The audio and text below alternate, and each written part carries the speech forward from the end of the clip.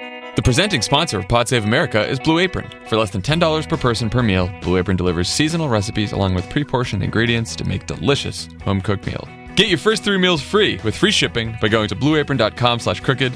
Blue Apron is... It's a better way to cook. It is.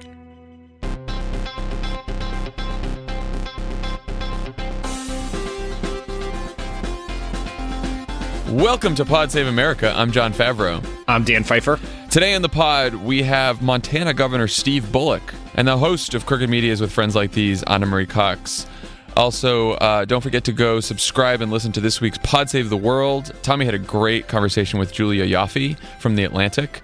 She's a Russia expert, and they talked not just about the Russia hack, but, you know, what was Putin's motivation? Did he just get lucky, or is he going to try it again? Seems like he might. And she also tells the crazy story of how she was harassed after her piece about Melania Trump by a bunch of online trolls. It's a really good episode. Check it out. You can also find all of our pods now on Spotify, all of Crooked Media's pods, which is great. I go to Spotify all the time. I just opened it up the other day, and there was Pod Save America, a suggested podcast. Very exciting, Dan. Dude, their algorithm is top-notch. It is. Yeah, their Discover playlists are phenomenal. Okay, so it's Made in America week here in the Trump administration. Seems like they've got that message through.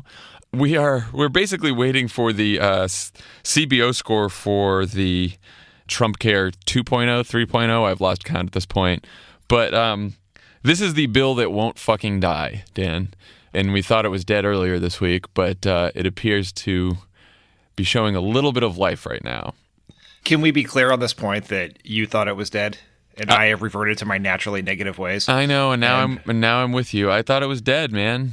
It's like, well, I mean, look, let's get into it here. First, let's talk about how it fell apart, right? So Susan Collins and Rand Paul were hard-nosed on this bill, and that meant that one more no would kill the bill. Remember, 3 Republicans against this bill, it doesn't go anywhere. So then Monday night, Mike Lee and Jerry Moran, senator from Kansas, Mike Lee from Utah, released simultaneous statements saying that they both oppose the bill. So that killed it for the time being. Lee's reason is because it didn't get rid of enough insurance protections. For him, the Cruz Amendment was too liberal. Tells you where Mike Lee's coming from. And Jerry Moran, unclear exactly why he was against it, but he was getting a lot of pressure from constituents at his office, his town halls. So he was unhappy with the Medicaid parts of the bill. So that was Moran, right? So they kill the bill. After they kill it, McConnell seems like he's retreating, announces he's going to hold a vote on repeal and delay, which is the worst possible option because it keeps all of Obamacare's regulations because you can't eliminate those through the reconciliation budget process, but it just guts all the funding in Obamacare, and it doesn't go into effect for 2 years. But this, of course, would immediately destroy the insurance markets because no insurance company would stick around in a program that's going to be gone in 2 years. We have a CBO score for that scheme. It says 17 million people would lose their insurance by 2018 and 32 million would lose their insurance by 2026. Oh, and by the way, your premiums would double. So then on Tuesday, Collins, Murkowski from Alaska, and Capito from West Virginia, and ultimately Portman from Ohio all came out and said they will not vote for repeal and delay. And by the way, none of them really liked the earlier version of Trumpcare either. So then it seems like it's all over. But then Donald Trump jumps in. And what was Donald Trump's reaction, Dan? Well, Donald Trump, he had several reactions. First was just repeal the thing, then repeal and delay, then repeal and replace. He told Republicans to stay in through the August recess to do it. He had a part of his usual coherent tweet streams on this one. Yeah. But he sort of threatened Republicans and brought them back to the table of sorts, and which is alarmingly what happened over time after the first House version of WealthCare, Trumpcare, ACHA failed. Is Trump's browbeating somehow got them back to the table, and that's sort of what happened here with a lunch in the White House, and then a meeting soon thereafter. Yeah, and at that lunch, he sat Dean Heller right next to him. Sure, that wasn't an accident.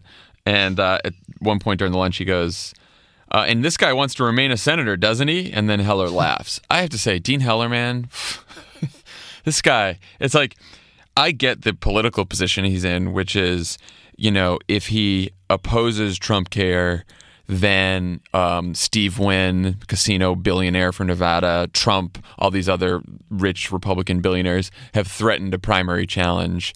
And, really smart people like John Ralston, a reporter in Nevada, think like he's going to lose in 2018 if he opposes this. But he's also probably going to lose in Nevada, which is a blue state that Hillary Clinton won, if he votes for this, right? So, like, Dean Heller could be a dead man walking either way, but you got to at least take a stand. Everyone who has asked Dean Heller what he believes about this bill cannot get a straight answer from the guy. He is too afraid to say what he really believes. It is just like, my view on politicians is always like this: come out against the bill, come out for the bill, but take a fucking stand, man. Like, because if you don't take a stand and you're squishy, you're definitely going to lose. You're definitely going to lose re-election. That is exactly right. And this is where political consultants and politicians are too clever by half, where it's like, we'll just duck and we will not be the person who killed Obamacare. We will not be the person who saved Obamacare. We'll just pretend like the voters forgot we existed. But voters can smell weakness in calculation, and that's exactly – Dean Heller, I think, did himself some good a few weeks ago when he came out with Sandoval and said that he was going to oppose that first version of the bill. And when he did that, he seemed strong. And now he seems like he's ducking, and voters can sense that. And so he's taking he has a tough hand to play, and he's playing it as poorly as possible. Yeah. I mean, I've always believed this about this is like way back to John Kerry voting for the war in Iraq and then trying to vote against the $87 billion that would keep funding the war, and thinking he could, and DC consultants thinking he could split the difference and no one would notice, right? And politicians have done this over time, right? And it never fucking works. It is a DC consultant mindset that does not translate to voters and actually assumes that voters are fucking stupid, It drives me nuts. So anyway, Trump's got this lunch with Heller and all the rest of them. He also, by the way, for one of his tweets, the Republicans never discuss how good their health care bill is. Keep in mind, Donald Trump called their bill mean. And it will get even better at lunchtime. He's talking about the lunch meeting. And then he writes, the Dems scream death as O-Care dies, which very Shakespearean from Donnie Trump. What? This guy... We found out that this guy knows so little about healthcare legislation, which we always believe, but in the last couple of days we had some evidence of this. I don't know if you saw, there was one Daily Beast story that said that during the campaign he would often confuse Medicaid and Medicare. Yes. He didn't know which program was which. And then, and we'll talk about this when we get to Russia stuff, but the New York Times interview that Donald Trump gave to Maggie Haberman and Peter Baker, I forget who else was there, Mike Schmidt? Michael Schmidt, yeah. Yeah, is one of the most terrifying documents you'll read, and a series of terrifying documents from the Trump campaign, from the Trump presidency. Here's what he said about healthcare to the New York Times, quote, "But what it does, Maggie, it means it gets tougher and tougher. As they get something, it gets tougher, because politically, you can't give it away. So pre-existing conditions are a tough deal, because you are basically saying from the moment the insurance, you're 21 years old, you start working and you're paying $12 a year for insurance, and by the time you're 70, you get a nice plan. Here's something where you walk up and say, I want my insurance. It's a very tough deal, but it is something that we're doing a good job of." Dan, can you dissect that for us? I think it's a tough deal. I think healthcare is a tough deal. The thing that I find mind-boggling about Trump is not that he doesn't understand healthcare, although he certainly should. It's he hasn't even bothered to learn how to fake it. Like, if he would just memorize like 5 terms, like growth in healthcare costs, bending the cost curve, there's like just healthcare is very, very. It's one of the most complicated domestic policy issues that you can look at, and to truly, truly deeply understand it takes time and energy and brain power. None of which Trump will allot to this, but at least learn how to fake it. Like it is as if he has never read a single memo or paid attention in a single meeting about this. Just through osmosis alone, you would think he would be able to say a few words that would pretend like he doesn't say. He can only talk about the politics of it. He cannot talk anything about the policy. And I think it's worth noting, you pointed out the Medicaid, Medicare confusion, which is there is this theory we've talked about before where when Trump tweeted that he would not cut Medicaid during the campaign, he actually meant Medicare. He just didn't know the difference. Yeah. I do wish the New York Times reporters who gave a very thorough interview had asked him about reversing his position on cutting Medicaid, because that's one of these things that it is a read my lips type pledge that he has dramatically backed away from, and no one seems to try to hold him accountable for it. It is very unfortunate. Look, and I think Maggie and company have a pretty brilliant strategy when they sit down and interview Trump, which is they give him enough rope to hang himself and just sort of like lead him on, knowing that he'll say something crazy, But you can try to cover a bunch of different topics and probe in different places that are of huge importance to the American people. And look, maybe them trying to get him to say something crazy on Russia and in the investigation and all that is on top of their mind. Fine. But I really wish they had done that as well. So Trump has no idea what he's talking about. Like he thinks that health insurance is life insurance, right? Like that's what that description was. And he probably thinks health insurance is life insurance because he sees life insurance ads in between Fox and Friends segments because they run all over cable. I mean, like that's actually what I believe about this. I don't. Oh, 100%. He's just. Okay, so forget about Trump. Trump basically, his role in this whole thing is when he doesn't get a win or he thinks he's not getting one on healthcare, he screams, yells about things that no one can understand, and Republican senators, for some odd reason, listen and say, okay, he's mad at us and he might finance primary opponents against us, so let's try to get in a room and figure something out. So that's basically what happened. So last night they all met, or at least some of them met. Importantly, Susan Collins, Rand Paul were not in that meeting that they had last night, which is and a lot of staff wasn't in the meeting, so it wasn't like serious negotiation. But a bunch of Republicans met in the Senate last night. They left the meeting saying that they were a little more optimistic, that maybe they had bridged some of their differences on this bill, but that there was no real progress. They hadn't thrown around real dollar amounts. Pat Toomey said, hard to say if we're closer. I'm fine voting next week. Privately, they said they doubted they could still get to 50, but they're trying, which is the important thing for all of us.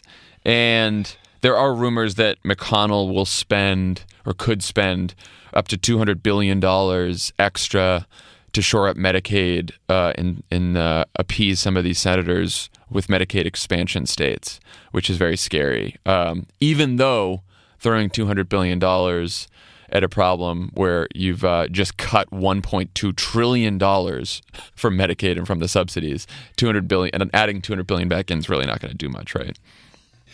Last night we're in the middle of a Fight for Family vacation right now, and I was at dinner with my family, and I glanced at my phone and I saw your text about your doomsaying text about the $200 billion. And so I pulled out my phone and obviously just started intensely reading the Twitter feeds of like Topher Spiro, Andy Slavitt to try to get the facts, and was basically ended up being so rude at the table that Hallie elbowed me in the side to basically tell me to put my phone away. And I was like, healthcare's in trouble.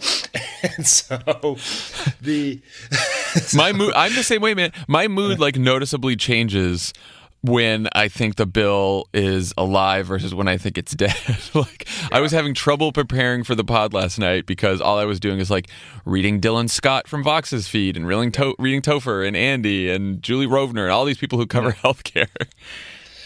I think this is the fact here is this will never be truly dead until Democrats take back the House. No, I saw your tweet on that, and it is very correct. That tweet was sent in response to your "It's dead, all dead" in all caps tweets about it. And I did a follow-up. Made me very tweet. nervous. I did a follow-up tweet that said, "Let's keep working. Let's keep fighting." I saw that. I appreciated that. But look, so I don't know if this $200 billion is going to work. Like I talked to Andy Slavitt he must be annoyed by all the times that I DM him. But he thinks, he thought that McConnell would spend this money the last round, right? He was surprised that he didn't. One of the reasons McConnell didn't is because a lot of these senators who are in non-Medicaid expansion states, they don't want the Medicaid expansion states to get a bunch of money that they don't. And, he also said, Collins is not going to be a yes. It doesn't seem like they can get Paul to yes. So they are still, they still don't have the votes, but basically all they need is one, like Murkowski or Capito or Portman, or they need all three of them, right? Like if one of them says no, we're fine. But if, on the other thing we should say too is, of course, John McCain, very sadly diagnosed with brain cancer, we found out last night, and which was just really sad to see. Very sad. So, but he's also not in the Senate right now, and he did tweet this morning, which is a really great tweet from John McCain. He said, to all my Senate sparring partners, I'll be back soon. Don't get too excited. But as long as he's not there, they also don't have the votes to proceed because they are down 1-2. And we, of course, don't know what McCain will do when he comes back because he was sort of against the. He basically released a statement as he was recovering from surgery saying we need to get back to a bipartisan process. So we don't know what will happen. The CBO score will come out today. And, I think that will still show 18 to 20 million probably will lose their insurance. So I can't imagine the CBO score would help them that much. The CBO will not include the Cruz Amendment, which is crazy because the Cruz Amendment would destroy the insurance markets. So you think we'd want to know that before Republicans voted on the bill. Do you understand? I've been trying to get to the bottom of why they're not including the Cruz Amendment. Yeah, because they don't want us, because it would. What the Cruz Amendment would show were that premiums would spike just unbelievably, that more people would lose their coverage. It's also, I think, there's two things. One, it's really hard to score the Cruz Amendment because a lot of healthcare experts on both sides of the aisle think it's completely unworkable. You just can't do it. So they're having a hard time figuring out just what kind of impact it would have. But they also know that also, the extra money that McConnell has added to the bill so far would likely go to helping clean up the mess that the Cruz Amendment causes. So the Cruz Amendment will spike premiums for just about everyone because it will cause a death spiral in the insurance markets. And to fix that, it would give a little extra money to people to afford the higher priced insurance. But do you know why the CBO is the CBO not scoring it because it's too hard to score, or because McConnell didn't give them the Cruz Amendment to score? Well, he finally gave it to them, but they had this thing where they decided to delay giving it to them because they wanted to hold it off as long as possible. They are shady motherfuckers. Yes, they are shady motherfuckers. That is true.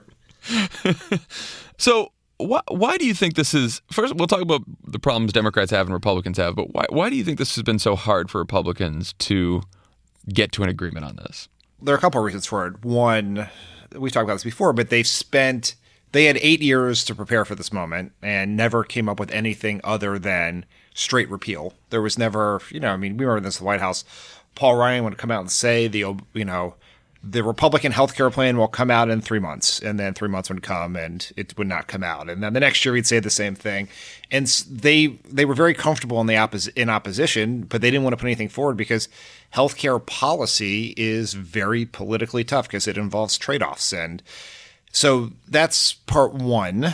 Part two is, this point has been made before, but once people, it's very hard to take things away from people. And what they really want to do the Republicans actually believe the government should not provide health care to people. Yep.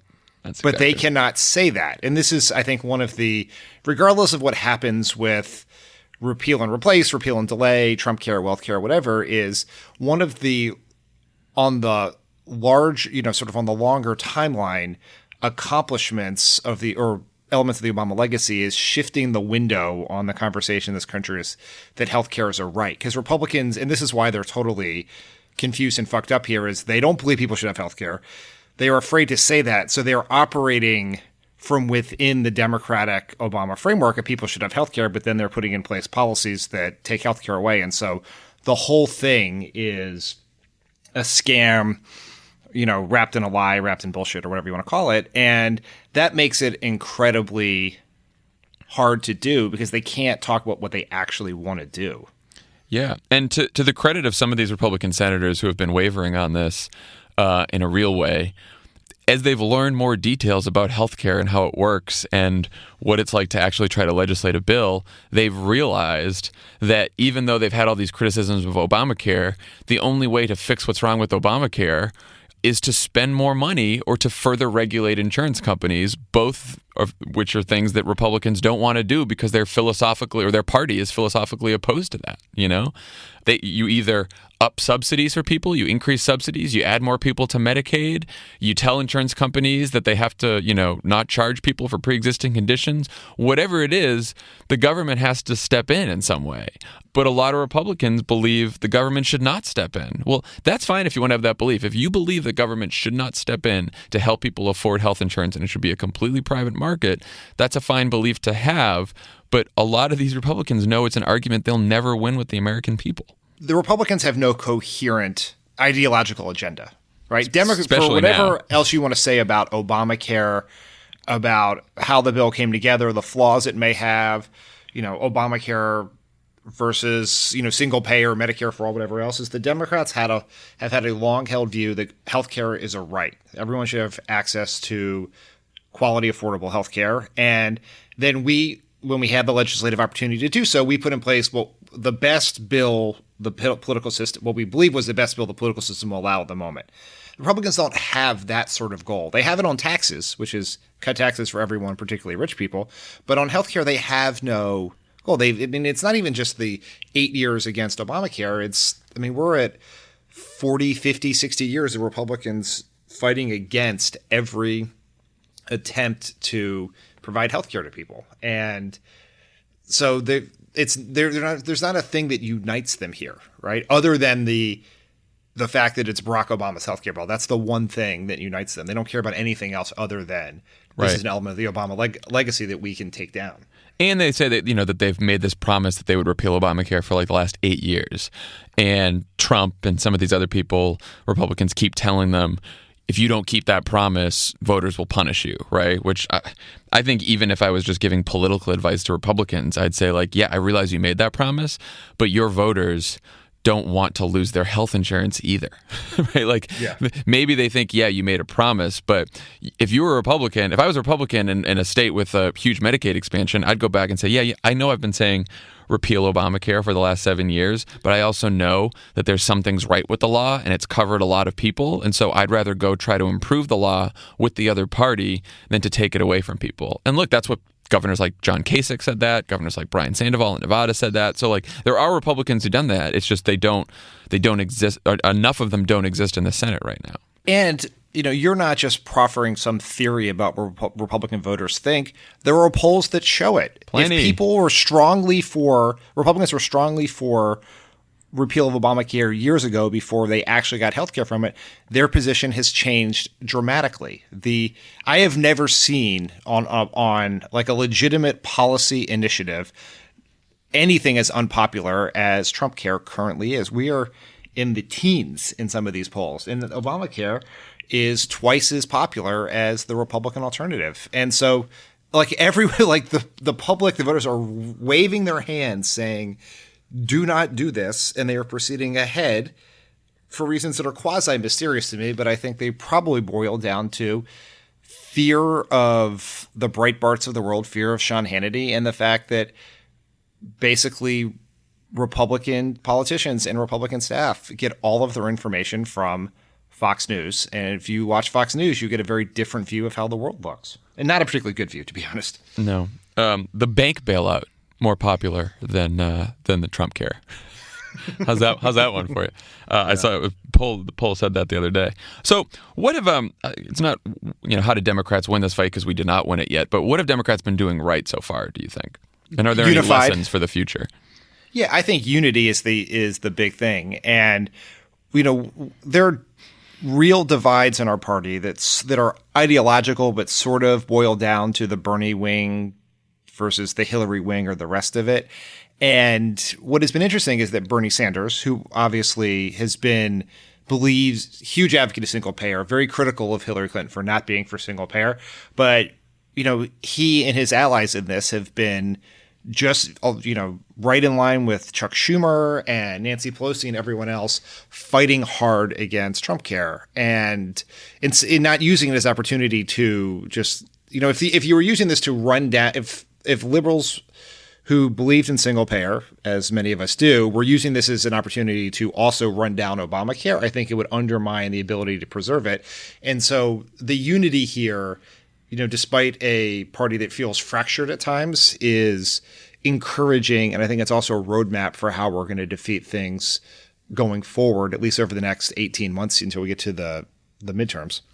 I agree with that. Breaking news here, just in from the CBO.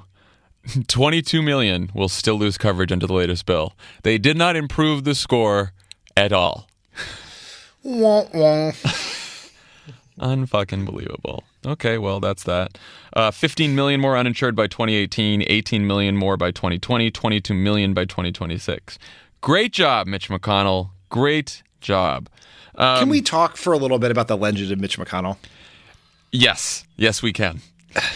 We keep reading all these stories that are like, this is a blow to his reputation as a master legislator. Mm-hmm. And Mitch McConnell, to his credit, is much more competent than most of the other numbskulls in the Republican Party. And, we did some deals with Mitch McConnell over time to, prevent taxes from going up, so those sorts of things. And he is someone that if you cut a deal with him, he is capable of executing on it, unlike John Boehner, who just didn't have the strength to muscle his caucus somewhere. But let's not pretend he is like Ted Kennedy, because right. I don't remember. There's not going to be some monument to Mitch McConnell for all the things that he passed to make the world better. I mean, he's basically been a guy who has no ideological beliefs other than the accumulation of power. And so he may succeed here, so I'm not dancing on his grave prematurely. I'll be very clear to the karma gods. But the way, the sort of the legendary status that has been bequeathed on him by the Capitol Hill reporters is pretty nauseating for someone who's nothing more than a political hack. Yeah, I mean, what I'll remember for Mitch McConnell is that he successfully stole a Supreme Court seat that Barack Obama should have filled, and he withheld bipartisan support from Barack Obama for issuing a statement that Russia was interfering in our elections, even though every intelligence agency in the government that looked at it said that they were. So that's what Mitch McConnell has done. And let's not forget, he said his top priority was defeating Barack Obama. Well, guess what, buddy? Yeah, he didn't do that. He did not do that. You did not succeed. Yes. He did stymie quite a bit of his agenda, but he did not defeat him. Yes. So back to the Democrats for a second, what they've been doing right. Totally agree on the unity front, too. I also think encouraging activism and sort of letting activists and organizers and people sort of take the lead on this fight and not just politicians has made a really big difference. And look, as soon as when we thought the bill was dead, a lot of people were saying resistance worked, activism worked, and there's some people throwing cold water on that because like Mike Lee is too conservative, whatever. Jeff Stein from Vox has been doing a great job on all this healthcare reporting. He actually talked to some of these Republican senators about whether sort of the resistance and people showing up at their office and protests made a difference. And Rob Portman said, those voices are heard, and yes, I think it's made a difference. Tim Scott, senator from South Carolina, said, of course it's made a difference. And of course, like Jerry Moran from Kansas, who no one would have expected to oppose this bill. He was the only senator to hold a town hall over the last couple of weeks, and so it's no coincidence that a lot of people showed up at that town hall and told him not to vote for it, and he didn't. So I think that activism really matters here. I also think, Dan, that this is an issue that we didn't have to just talk about Trump all the time and say annoying, and talk about Trump's offensive comments or crazy things he said. It was a real issue that we got to talk about, and it was like we had stories about real people's lives, and we talked about things that would matter to people's lives. And I think Democrats probably need to do that going forward. We can't make everything about Trump. And this healthcare debate wasn't. He was a side player in this whole thing, and we've made it about the issue itself. Like you said, we still might not get there. They still might pass something anyway. But the fact that it's been this hard for them is a direct result of the activism that Democrats have shown. Yeah, I think that's interesting because, part of I was at a a couple months ago at I was part of a strategic discussion about how to think about healthcare and Trump with some other Democratic activists. And one of the arguments was, how do we get, from some folks who were working with the Hill directly, was how do we get Trump more part of the healthcare story, because Trump is so unpopular that it would sort of slow things down. But it's turned out to be the actual opposite, is that by not making it about Trump, and by Trump actually being too undisciplined and too ignorant to actually talk about healthcare in any way, shape, or form, and having it really be just about the people who would lose coverage, the people whose premiums would go up, or the people with pre-existing conditions, has been much greater success, because it has managed to cut through our national attention deficit disorder when it runs to Trump, it comes to Trump, and to actually focus on one thing and the impacts of it on people for 6 months now. And that's pretty, I think that's also something we'll have to look at going forward in some of these other policy fights, is what is the actual impact, and not get pulled into the Trumpification of every topic in America. Yes, and before we get pulled ourselves into the Trumpification of everything by talking about his New York Times interview, Ben Wickler from Move On emailed us before the pod. We always take our marching orders from Ben. He told us to tell people, sign up if you want to host or join a demonstration. They're happening all across the country on July 29th. Sign up at ourlivesontheline.org. And there's plenty of opportunities for protests, for rallies. Visit your senators' offices. This thing is still very much alive. Right now, the vote is scheduled on Tuesday, so that's a very big day. Like you said, Dan, it's not completely dead until Democrats win. But if the vote fails on Tuesday, again, the percentages that it might pass decrease even more. So keep fighting on that. But let's talk about that New York Times interview. Oh man, God, I read it last night and I was like, I cannot believe we are in this mess. So the headline was, and this is a direct Trump quote from the interview: Sessions should have never recused himself, and if he was going to recuse himself, he should have told me before he took the job, and I would have picked somebody else. Seems obstruction-y to me. Yeah, I think the best part about it is, and he's pretty clear, is he's mad at Sessions because if Sessions had still be in charge, he could have cover up Trump's misdeeds for him. But now Trump is annoyed because he had to personally obstruct justice, exposing himself to legal liability to try to stop the Russia investigation. And so in that sense, Sessions screwed him. If I had known the campaign stooge I installed as Attorney General would refuse to help me obstruct justice, I would have appointed a different stooge. That's basically what he was saying. He also attacked his Deputy Attorney General, Rod Rosenstein, because Trump mistakenly thought that Rosenstein was from Baltimore, and he said, quote, that city doesn't have a lot of Republicans. And then he accused Rosenstein of having conflicts of interest. He wouldn't rule out firing Bob Mueller, the special prosecutor, and said that investigators would cross a red line if they looked into Trump family finances unrelated to Russia, which, spoiler alert, found out this morning they are. One of my favorite things that came of this is friend of the pod and longtime friend of ours, David Plouffe, reemerged on Twitter. I didn't see post-election, this. Yeah, post-election, he has spent a lot less time on Twitter, I think, really purifying a lot of his life. And just out of nowhere tweets, there are 144,043 Republicans in Baltimore County, but he's not even from there. So Plouffe, who is a numbers guy by nature, went deep into the voter file to get the number of registered Republicans in Baltimore County just to prove Trump wrong. Oh. And Rosenstein's not even from Baltimore. He also accused, for good measure, accused Jim Comey of perjury and blackmail. He said that Comey only briefed Trump on the P-tape dossier because he wanted to keep his job. Now, there's one really funny thing that Trump said in this interview that made me laugh pretty hard. They asked about, getting the meeting where Don Jr., went because he wanted dirt on Hillary Clinton. And Trump's like, well, why would I need dirt on Hillary Clinton? And he said, quote, there wasn't much I could say about Hillary Clinton that was worse than what I was already saying. Unless somebody said that she shot somebody in the back, there wasn't much I could add to my repertoire. This is like a genuinely funny thing for Trump to say. And insane. Completely insane. I think it's worth talking about how it appears this interview happened, which is Hope Hicks, who sits outside of Trump's office, was his press secretary in the campaign, has a communications title, but does not seem to be part of she seems to report to Trump directly and to no one else.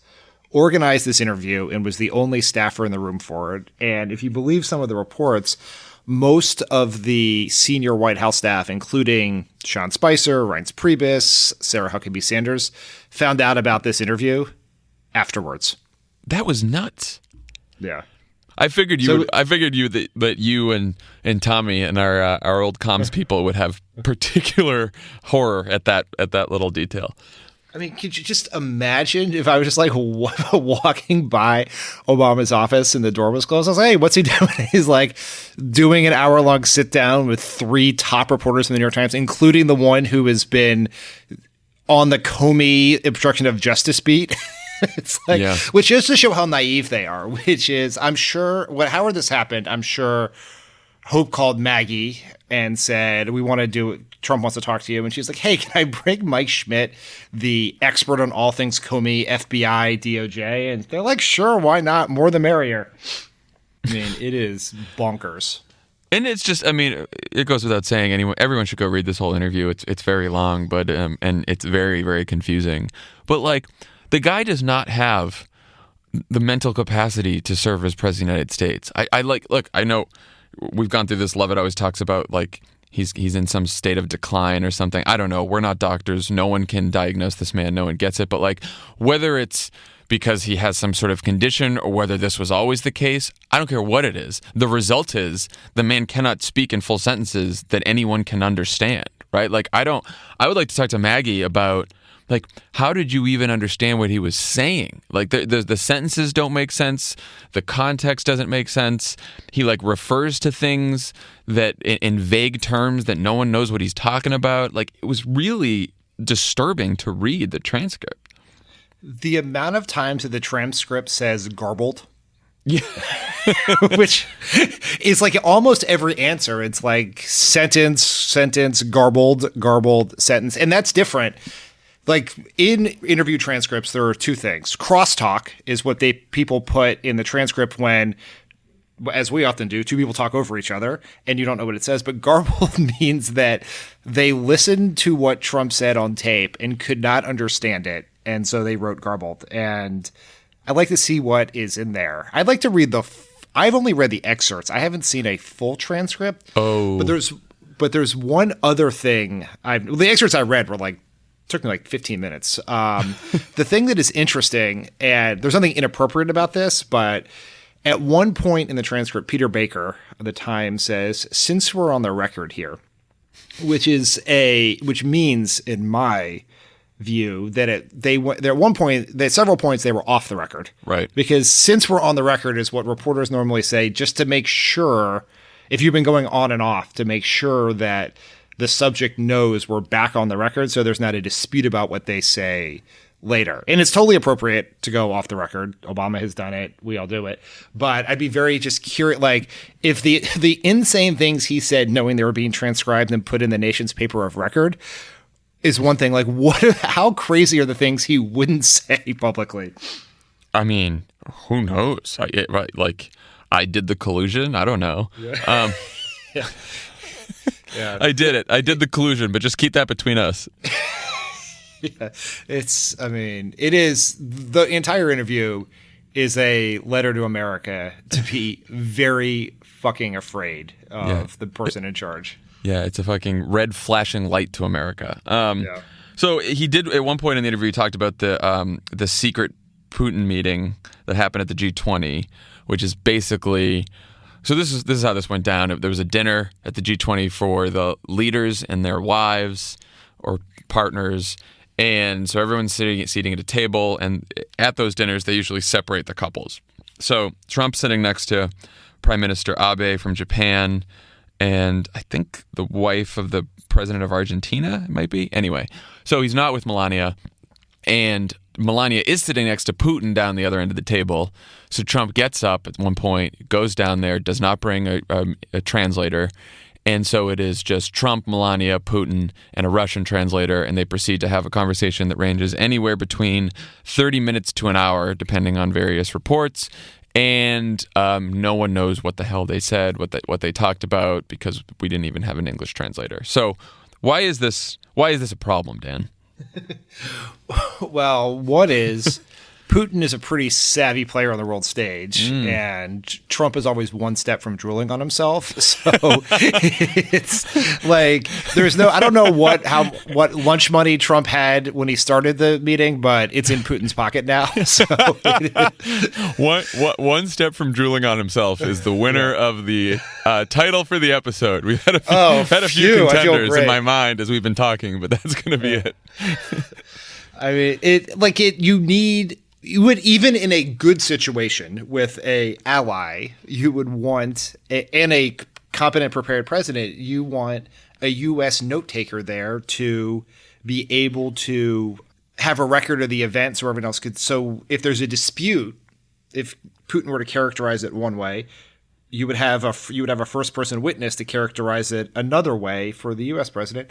And you also want your own translator, because your own translator knows whether the translator is saying the right thing, is accurately translating your words to the foreign leader. And so basically Trump has no idea what was happening and was just potentially giving away the store without anyone in the U.S. government knowing what he's agreeing to with a leader of the foreign country. I would also say it is a lot of thought from the host country goes into the seating chart at these tables. And I think it's pretty devious that two things happened. One, they sat Trump next to someone who does not speak English. I think so, because probably no one else wanted to sit next to Trump. And Abe's wife, therefore, would not be forced to speak to him because they could not communicate. And then it's pretty amazing that they put Melania next to Putin. Yeah, I know. Was that just like Merkel having fun? I don't know. That was someone deep in the German protocol department fucking with Trump. Having a good time. So, and in terms of the investigation, it also looks like Jared Kushner will testify before the Senate Intelligence Committee in a closed hearing next week on Tuesday. Whether Jr. will testify, I saw conflicting reports that they're not sure he will yet, though he's been invited to. And so why does this matter? Well, on the Trump Jr. and Manafort, they have been invited, and the Judiciary Committee has said if they say no, they will subpoena them and possibly have U.S. Marshals escort them. So to Chuck Grassley's credit, he seems pretty serious about this. Yeah. But I mean, these people lie about what they had for breakfast, all of them, and so they are now going to, I believe, testify under oath. I will be very interested. I think Trump Jr. and Manafort will have to testify under oath because it'll be an open session. I'll be very interested to see in the negotiations between Jared Kushner's ever-evolving legal team whether he will be put under oath before he speaks to the Senate Intel Committee. But every time they open their mouth, they put themselves at greater risk of obstruction of justice, perjury, and a myriad set of other crimes that involve conspiracies to work with our adversaries to influence elections. Bad stuff. Okay, we'll check that out next week. When we come back, we will be talking to the governor of Montana, Steve Bullock. This is Pod Save America. Stick around. There's more great show coming your way. Pod Save America is brought to you by Squarespace. Make your next move. Make your next website. Make your next move with a website from the website move people, Square Moves. Move your squares when you square your moves. If it's a time for website moving, you've got to square that Square Moves. And that's why we Squarespace. If you're Squarespacing, it's time to Squarespace. You've read it almost exactly like the copy tells us. Squarespace is used by a wide range of creatives, people, and businesses, musicians, designers, artists, restaurants, and more. And more. Fill in your own. They provide award-winning 24/7 customer support and will help you get your own custom domain with an experience that's fully transparent and simple to set up. Make your next move. Lock down your domain and create a website to launch that idea. Use offer code CROOKED for 10% off your first purchase of a website or domain. That's CROOKED for 10% off your first purchase of a website or domain with Squarespace. Square Move. You'll love to move when you square your Square Move. Squarespace. On the pod today, we are very lucky to have the governor in the state of Montana, Steve Bullock, Governor, how are you today? I'm doing great today, John. How are you doing? And Dan? Not too bad. We're doing great. Not too bad. So you recently created a political action committee, Big Sky Values PAC. That's the kind of thing people do when they're thinking about running for president. So do you want to be the first presidential candidate to announce your campaign on a podcast? No, I recently created that. I've been both. We've done some great things in Montana, and I think there's some of it's a message that you can certainly share around the country. Mm-hmm. The way it works here, once I was done running for governor, have to close out all the campaign accounts and things like that. So this affords me the opportunity to be part of this conversation of sort of what we've done in Montana, how we've done it, and the lessons, not just for the Democratic Party, but for the entire country that hopefully folks can learn, because we've listened to people, we've worked across the aisle, but we've been able to move some real progressive things forward. So, yeah, let's talk about that. You won Montana by 4 points on the same night that Trump won it by 20. We also just saw Democrat Rob Quist lose the state to a guy who body slammed a reporter. So what's your secret? What are some of the lessons that you can share that, why you won by 4 points on a night where Trump won by 20? Yeah, there were more ads run in the governor's race here in Montana than any other governor's race in the country, and we ended up doing pretty well when Trump won by 20. I mean, I think a few different things, one of which is showing up, meaning getting out to places that maybe Democrats don't always go. Another that I think that we did well was that at times there's an assumption that either different places of the country or different places of the state that we want different things. If we begin with sort of this base concept that everybody has the same hopes and values, right? You want a safe community, you want good schools, clean air, clean water, a good job, fundamental belief you can do better for your kids and grandkids. If you begin with those values, I think some of our differences disappear a little bit. And also, I believe one of the things that really helped out was the way that we had run government. Mm-hmm. When I first came in, my first day of the state, and my kids are young, I said, let's all act like our kids are watching, learn from us, be respectful, because they are. We did that, and typically, and it doesn't work everywhere, but my focus has been on what I call kind of both the great equalizers and the public good versus narrow self-interest in Montana.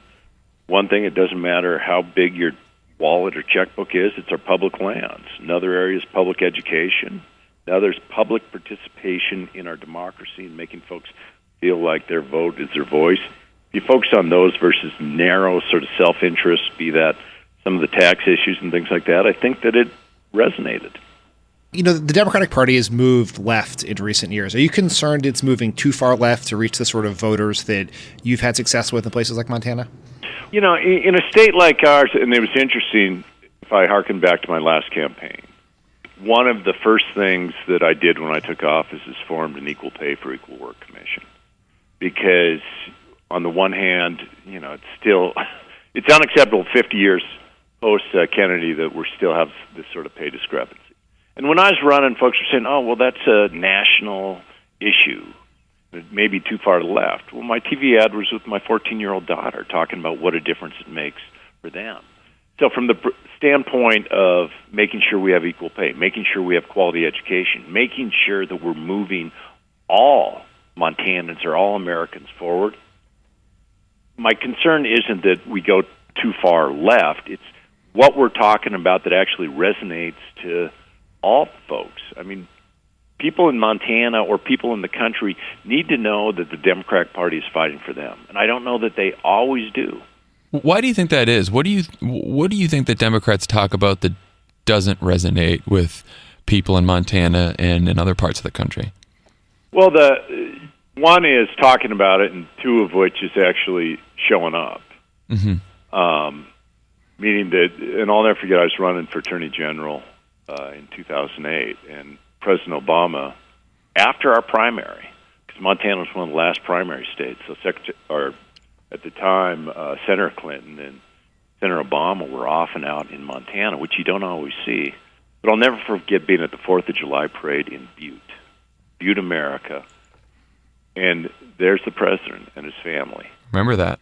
Yeah, and the idea that, first of all, we as Democrats need to be in places and say, you know what, first, we can't assume that the values are that different from Manhattan, Montana, which is 1,500 people outside of Bozeman, to Manhattan, Kansas, or any other Manhattan. And second, which we have to go there and say, we will fight for your values to make sure that you can climb up the economic ladder and that your kids and grandkids will be doing better. If we're not even showing up at those sort of places, we're not offering any sort of notion that why should they support us? It's just some, guy or woman from a coast or elsewhere. Governor, I wanted to get your reaction to what's going on in Washington right now with the Republicans' efforts to repeal the Affordable Care Act. Your thoughts about what they're trying to do and where Democrats should go from here. From my perspective, so Montana, and again, my legislature is almost two-thirds Republican. We were one of the last states, other than Louisiana, to pass Medicaid expansion. We did it in a way that worked for our state. Right now, I can look at 79,000 more Montanans covered. My uninsurance rate went from 20% uninsured in 2013 to 7% today. I'm a state that has 147,000 square miles and 1 million people.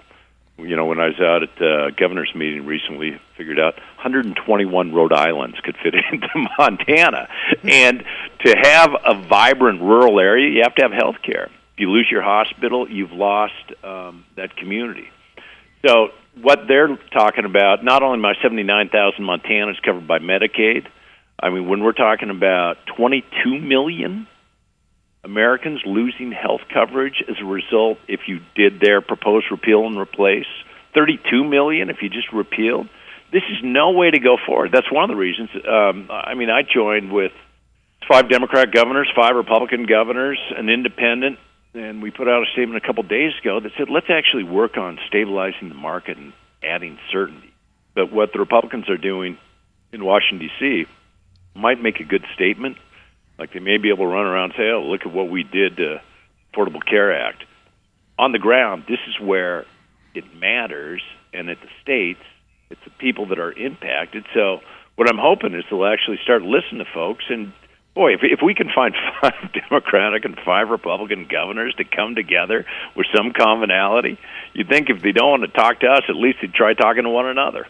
A lot of Democrats, as we look towards 2018, 2020, what to say about healthcare, what to run on when it comes to healthcare is a big topic of conversation. What do you think about, there's some Democrats who are advocating single payer. There are others who are saying, people should have the option of buying into Medicare, or the option, people in Nevada, the legislature tried giving people the option to buy into Medicaid. Would any of those interest you, any of those plans? Well, I think it's a part of the discussion we should have, right? We're the only industrialized country in the nation that isn't providing health care. But by the same token, let's talk in the realities that we're living in when we're also fighting tooth and nail just to try to make sure. Montana would lose $5 billion between 2020 and 2026 as a result of the House and Senate plan. We need to figure out ways to make health care affordable and accessible and available to all. I recognize the devil's in the details. Right. And probably a little early to say this is the way you fully get there, but how you don't get there is when you've actually made some significant steps forward. There still has to be work done to fix the markets under the Affordable Care Act, but how you don't get there is like destroying it all right now without any sort of thoughtful replacements.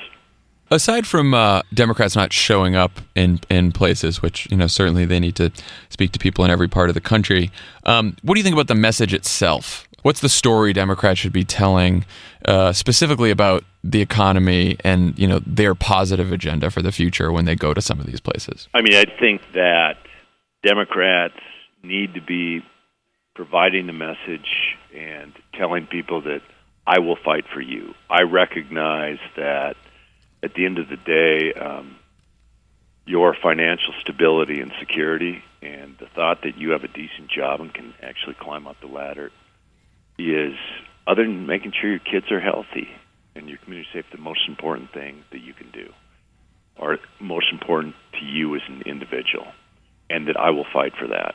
So that's as we talk about college affordability. But we also should be talking about other pipelines to get people good jobs. We've done a lot with apprenticeship and work-based learning here. We need to be able to say that we are actually going to represent and reflect your needs. Public education. I mean, this is one of the great equalizers that allowed me to get to where I am. We need to be saying that we are going to be investing in your children and give them hope on that.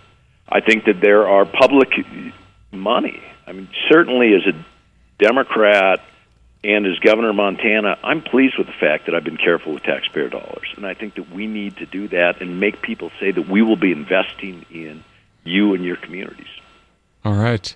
Well, Governor, thank you so much for joining us. We really appreciate you calling in, and hopefully we can talk to you again soon.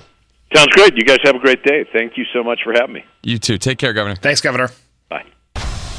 Hey, don't go anywhere. This is Pod Save America, and there's more on the way. Guys, Pod Save America is brought to you by FrameBridge. Oh, FrameBridge. FrameBridge, which is something that I have used before they were a sponsor on the that's pod. like me and Tommy John underwear. Right. I've always loved FrameBridge. But since we've been a sponsor, they've been sending all kinds of nice frame pictures to the office. Yes. And Very nice of them. Very nice of them. I wish that they were a little bit less of you and Emily getting married, because that's not that great to hang up around our business. So, just so everyone knows, multiple pictures were sent to our office. There is exactly one of Emily and I getting married. The other one is all of us interviewing the President of the United States. That one is nice. That's one is. And the other one is... That's the back of my head, though. Okay, well, that's your issue. The other one is a framed copy of the Constitution. Again, I'm not in that. I mean, I am I feel represented by it, but Right.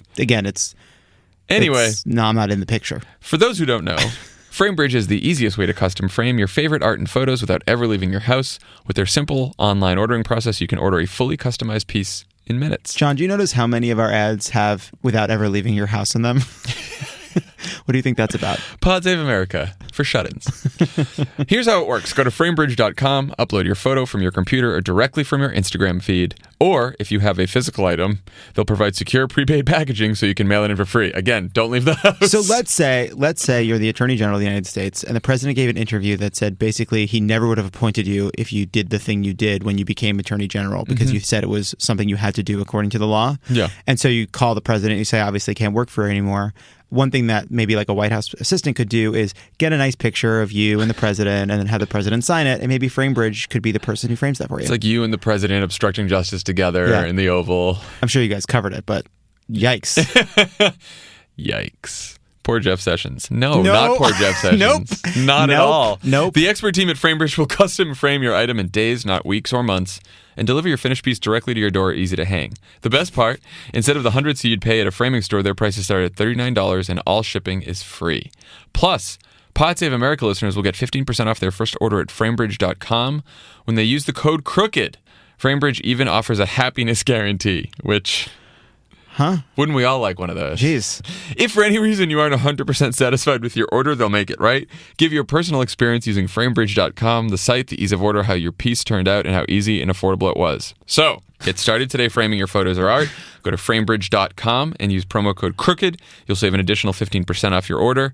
Framebridge.com, promo code CROOKED is a great service. Very professionally done. Go use it.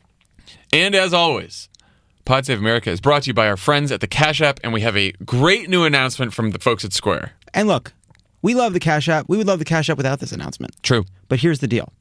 If you download the Cash App right now and enter the reward code PODSAVE, that's PODSAVE, when you start using it, Square Cash will give you $5 and Square Cash will donate another $5 to Donors Choose.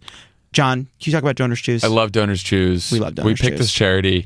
I first heard about it. Stephen Colbert loves it and uses it all the time and would always give his guests a Donor Choose card. And what you do is you go on their website, donorschoose.org, and all of these teachers post classroom projects that they need funded, that they can't fund. Books, computers, all kinds of other stuff in classrooms in need all across the country. And you can select individual projects to donate to at Donors Choose, and you can help fulfill kids' dreams and teachers' dreams in these classrooms. And sometimes they write you letters to thank you for fulfilling their classroom project. It's a really great charity. So please download the Cash App and give $5 to Donors Choose. And $5 in your pocket. That's $5 in your pocket. So look, do it selfishly, do it generously. You can do it both. That's the great thing. You know what? Here's what you can do. All right, let's say you just won $5. But you can tell people you did it because you care about Donors Choose. Think about it. Think about it. So anyway, you enter the reward code PODSAVE, one word, PODSAVE altogether, and you get $5, and Donors Choose gets $5. And I think that's pretty great. And this is the first Cash App ad in a long time where Lovett did not express a petty grievance. And you know End what? of ad.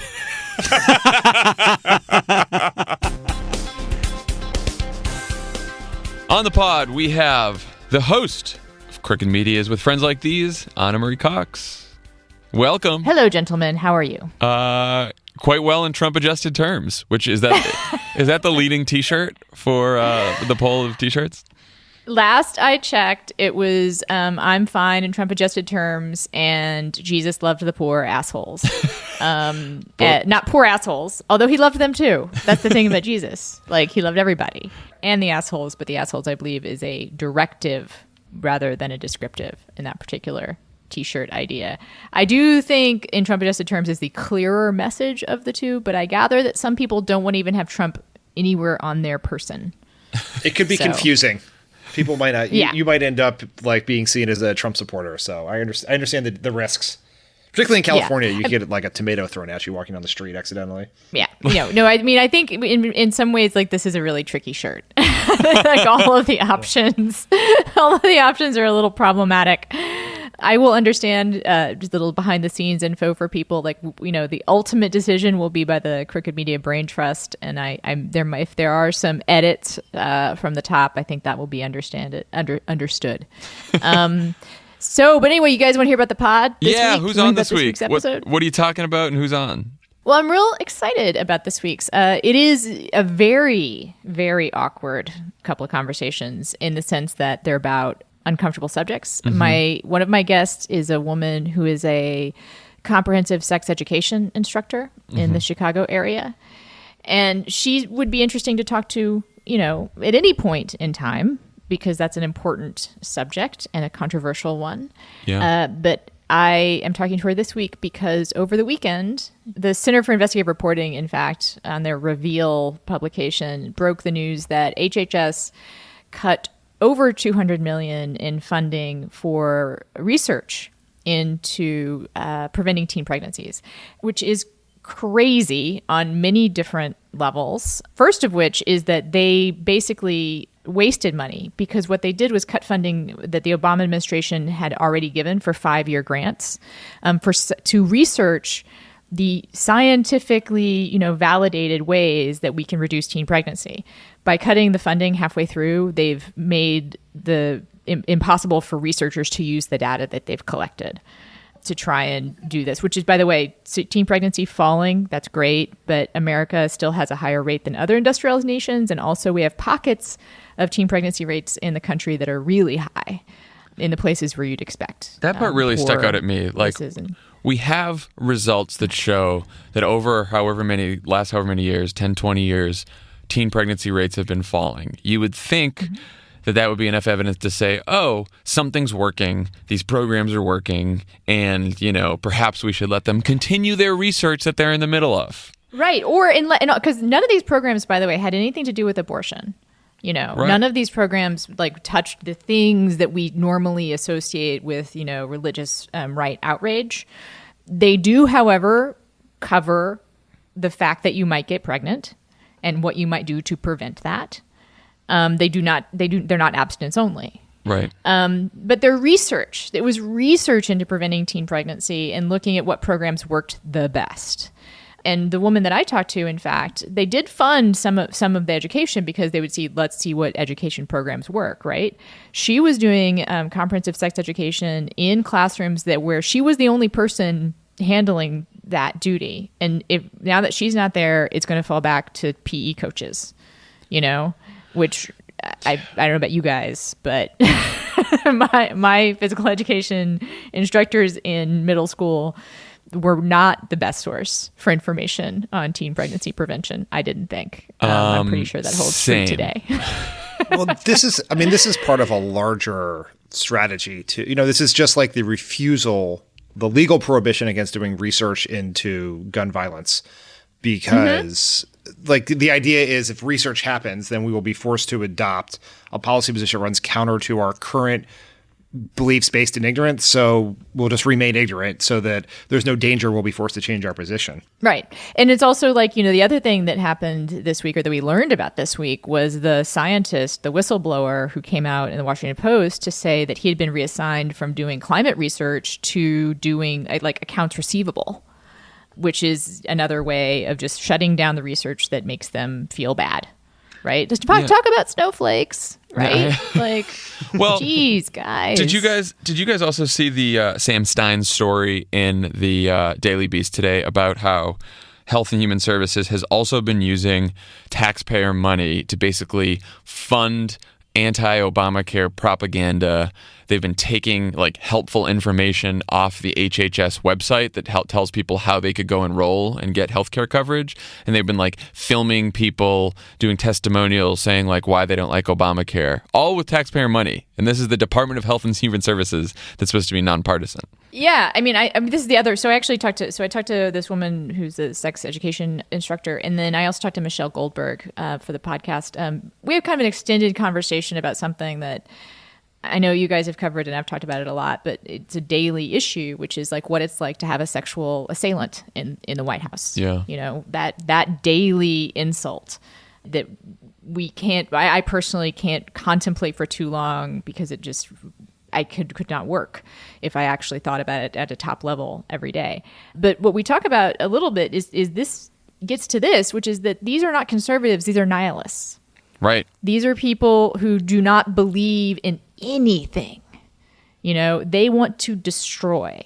They do not want to create even a theocracy, which would be almost understandable. Right. They're not even like sort of trying to remake the government in the image that like a Pence government, might be. It's just a government that seems to be about ignorance and destruction and not even a thinking dismantling of what's happening, but just like this defunding of these teenage pregnancy prevention programs. I mean, are wasting money by doing it, Yeah. And they don't seem to care. It just was a heedless, heartless, nonsensical thing to do. Well, and not only did they not care, but they don't really know a lot, which was proven by the president himself during that interview. So you and your segues, you're good. I'm really getting the hang of this, guys. Dan and I talked about this earlier, but I wanted to get your take on it. Is Trump confusing health insurance with life insurance in his interview with Maggie for the New York Times? I think he did, right? Like, yes. That's the only thing that makes it even make a little bit of sense. And I know we tweeted about this earlier, but like, so he said that he said insurance costs $12 a year, which is crazy, right? Give me that deal. But if you think of it as life insurance, it makes a little more sense. Like I said on Twitter, it brings the Lucille Bluth level of ignorance about pricing to just maybe a single Lucille, if we want to judge it in Lucille's. How off are you from the standard price of something? I tweeted that GIF last night as soon as I read the story, which is it's one of my favorite jokes from Arrested Development. If you guys don't know, it's she says, "What does a banana cost? Like $10?" Yep. How much could a banana cost? Yeah. Right. Apparently, the new season of Arrested Development is going to take on the Bush administration, or Bush. They'd already took on the Bush administration with its fantastic Iraq War subplots, but it's going to take on Trump administration. It's already like the most memeable, sitcom, but comedy ever. When we someday launch like a culture politics podcast from Crooked Media, like the one show that probably depicts the Trump family better than any other show is Arrested Development. Like the Bluths, you could make an argument that the Bluths are the Trumps, The Trumps without a Michael. Right, that's right. No, so I saw someone on Twitter say this, we're the Michael. I see every other one of them, but not them. Right. I mean, I think that makes it make more sense if we assume that he thinks he's talking about life insurance. And he's made this weird comparison of like the cheap insurance that you somehow benefit from when you're older before. So I think he doesn't understand what health insurance is, but of course that just adds us to the long list of things he doesn't understand, right? Like the fact that there were 2 Napoleons.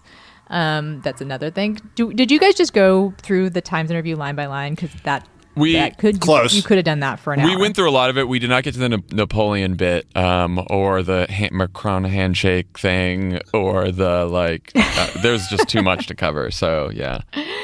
Well, he gives us something new every day. What do you think? So you guys are the political professionals. I like to turn to you for analysis on what people in the White House could be thinking. What do you think the plan for that interview was? There was no plan. What do you think? No was plan. it the Made in America week? Was he supposed to be talking about Made in America? What do you think? I think this was Trump's idea, and he periodically has to talk. He has some chemical need to talk to Maggie Haberman for 45 minutes to an hour periodically, and this was it. There was no...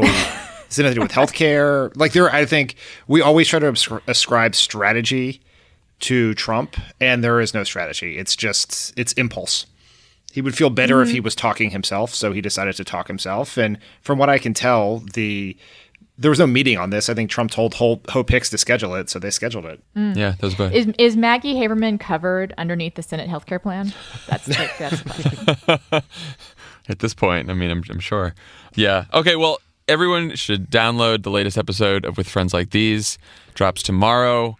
I'm interested to hear that conversation about the awkward conversations about teen pregnancy. And who's the other person you talked to again? Michelle Goldberg, and Michelle we'll Goldberg. be talking about the daily insult to women that is the Trump presidency. Oh, yes. Okay. Well, great. Everyone go download that tomorrow. Thank you guys for having me on. And yes, everyone tune in. It's a great conversation. Yes. And thanks everyone for joining today. And John Lovett's here. He's going to do Love It or Leave It tomorrow night. Yeah. Sarah Silverman. Sarah Silverman's coming to Love It or Leave It. We are getting the guests we should have. Excellent. All right, everyone. Have a good weekend. We'll see you next week. Bye-bye. Bye, guys. Bye.